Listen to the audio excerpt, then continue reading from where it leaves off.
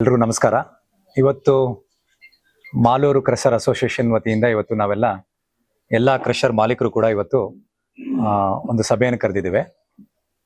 ಸಭೆಯ ಮೇನ್ ಉದ್ದೇಶ ಏನು ಅಂತ ಹೇಳಿದ್ರೆ, ನಿನ್ನೆ ಲಾರಿಯ ಓನರ್ಗಳು ಮತ್ತು ಡ್ರೈವರ್ಗಳು ಎಲ್ಲ ಸೇರಿ ನಿನ್ನೆ ಒಂದು ಮುಷ್ಕರವನ್ನ ಆರಂಭಿಸಿದ್ದಾರೆ.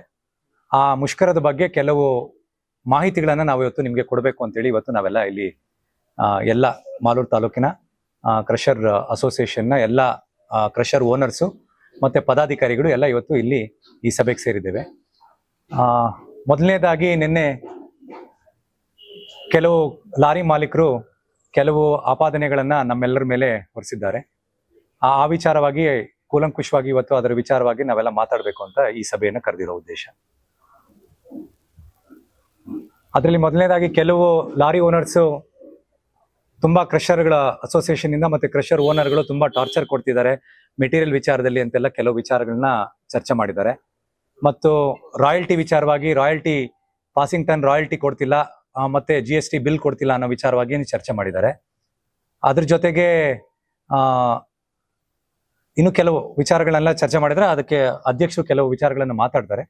ನಾನು ಕೆಲವು ಲಾರಿ ಯಾರು ಓನರ್ಸು ನಮ್ಮ ಹತ್ರ ಎಲ್ಲ ಮೆಟೀರಿಯಲ್ ತಗೊಂಡಿದ್ದಾರೆ ಅವ್ರಿಗೆಲ್ಲ ಕೆಲವರಿಗೆಲ್ಲ ಹೇಳಕ್ ಇಚ್ಛೆ ಪಡ್ತೇನೆ. ಹೃದಯ ರೋಗ ಮತ್ತು ಹೃದಯ ಶಸ್ತ್ರಚಿಕಿತ್ಸೆ, ವ್ಯಾಸ್ಕುಲರ್ ಶಸ್ತ್ರಚಿಕಿತ್ಸೆ, ಸಮಗ್ರ ಹೃದಯ ಆರೈಕೆ ಸೇವೆಗಳಿಗಾಗಿ ನಿಮ್ಮ ವಿಶ್ವಾಸಾರ್ಹ RL Jalappa Narayana heart centre, STUMC campus, Tamaka, Kolar. 180030090309.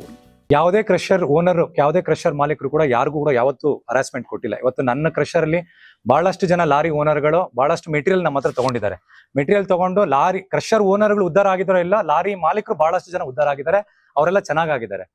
But ಏಕಾಏಕಿ ಬಂದು ಕ್ರಷರ್ ಓನರ್ ಜೊತೆ ಕೂತ್ಕೊಂಡು ಚರ್ಚೆ ಮಾಡದಿರನೆ ಒಬ್ಬರ ಮೇಲೆ ಇಲ್ಲ ಸಲ್ಲದ ಆರೋಪಗಳನ್ನ ಒಪ್ಸೋದು, ಬ್ಲೇಮ್ ಮಾಡೋದು, ಮತ್ತೆ ಕ್ರೆಡಿಟ್ಸ್ 10 ಲಕ್ಷ 15 ಲಕ್ಷ 20 ಲಕ್ಷ ಕ್ರೆಡಿಟ್ ಇಟ್ಕೊಂಡು ಕೂಡ ಪ್ರತಿಯೊಬ್ರು ಕ್ರಷರ್ ಓನರ್ಗಳ ಮೇಲೆ ಏಕಾಏಕಿ ಈ ತರ ಮಾತಾಡೋದು ನಿಜವಾಗ್ಲೂ ಖಂಡನಾರ್ಹ.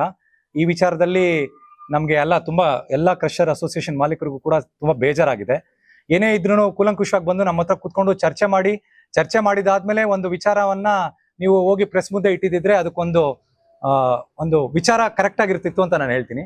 ಇದಕ್ ಮುಂಚೆ ಕೂಡ ನಾವೆಲ್ಲರೂ ಒಂದು ಮೀಟಿಂಗ್ ಸೇರಿ ಬೇರೆ ಕಡೆ ಇವಾಗೆಲ್ಲ ರಾಯಲ್ಟೀಸ್ ಜಾಸ್ತಿ ಆಗಿರೋದ್ರಿಂದ ಮತ್ತೆ ಬ್ಲಾಸ್ಟಿಂಗ್ ಮೆಟೀರಿಯಲ್ ಜಾಸ್ತಿ ಆಗಿರೋದ್ರಿಂದ, ಅದ್ರ ಜೊತೆಗೆ ಬ್ರೇಕಿಂಗು ಬ್ಲಾಸ್ಟಿಂಗ್ ಮೆಟೀರಿಯಲ್ ಎಲ್ಲ ಮೊದಲು ಬೇರೆ ರೀತಿ ಇತ್ತು, ಎಕ್ಸ್ಪ್ಲೋಸಿವ್ ಮೆಟೀರಿಯಲ್ ಜಾಸ್ತಿ ಆಗಿರೋದ್ರಿಂದ ಬಹಳ ವರ್ಷಗಳ ನಂತರ ಮೊದಲನೇ ಬಾರಿಗೆ ನಾವು ಮೆಟೀರಿಯಲ್ ರೇಟ್ ರೈಸ್ ಮಾಡಿದ್ವಿ. ಅದಾದ ನಂತರ ಲಾರಿ ಮಾಲೀಕರೆಲ್ಲ ಬಂದು ನಮ್ಮ ಹತ್ರ ಮತ್ತೆ ಕೇಳ್ಕೊಂಡ್ರು, ಈ ತರ ರೇಟ್ ರೈಸ್ ಆಗಿದೆ ಅಂತ ಹೇಳಿದ್ಮೇಲೆ ಮತ್ತೆ ಒಂದು ದೊಡ್ಡ ಸಭೆಯನ್ನ ಸೇರಿ ಅವ್ರನ್ನೇ ಕುಳಿಸ್ಕೊಂಡು ಅವ್ರ ಮುಂದಾಳತ್ವದಲ್ಲೇ ರೇಟ್ಸ್ ನ ಮತ್ತೆ 675 ಏನ್ ಎಮ್ ಸ್ಯಾಂಡ್ ಇತ್ತು ಅದನ್ನ 625 ಎಮ್ ಸ್ಯಾಂಡ್ ಮಾಡಿ, ಆಲ್ ಅದರ್ ಅಗ್ರಿಗೇಟ್ಸ್ ಏನಿತ್ತು ಅದನ್ನ 585 ರುಪೀಸ್ಗೆ ಮಾಡಿ ಅವರು ಕೂಡ ಎಲ್ಲರೂ ಒಪ್ಕೊಂಡು ಇದ್ರ ಜೊತೆಗೆ ಪಾಸಿಂಗ್ ಟನ್ ರಾಯಲ್ಟಿನೂ ತಗೊಳ್ತೀವಿ ಅಂತ ಹೇಳ್ಬಿಟ್ಟು ಹೋದ್ರು. ಎಲ್ಲ ಹೋಗಿ ಎಲ್ಲ ನಮ್ ಜೊತೆ ಕೂಲಂಕುಷವಾಗಿ ಮಾತಾಡಿ ಈಗ ಇದ್ದಕ್ಕಿದ್ದಂಗೆನೆ ಕ್ರೆಡಿಟ್ಸ್ ಇಟ್ಕೊಂಡು ಬಂದು ಇವತ್ತು ನೇರವಾಗಿ ಮಾತಾಡ್ತಿರೋದು ನಿಜವಾಗ್ಲೂ ಇದೆಲ್ಲ ನಮ್ಗೆಲ್ಲ ಆಶ್ಚರ್ಯವಾದ ಸಂಗತಿ. ಆದ್ರಿಂದ ಇದ್ರ ಬಗ್ಗೆ ಇನ್ನೂ ಕೂಲಂಕುಷವಾಗಿ ನಮ್ಮ ಹಿರಿಯರೆಲ್ಲ ಮಾತಾಡಿರ್ತಾರೆ, ಮತ್ತೆ ನಮ್ಮ ಅಧ್ಯಕ್ಷರು ಕೂಡ ಮಾತಾಡ್ತಾರೆ.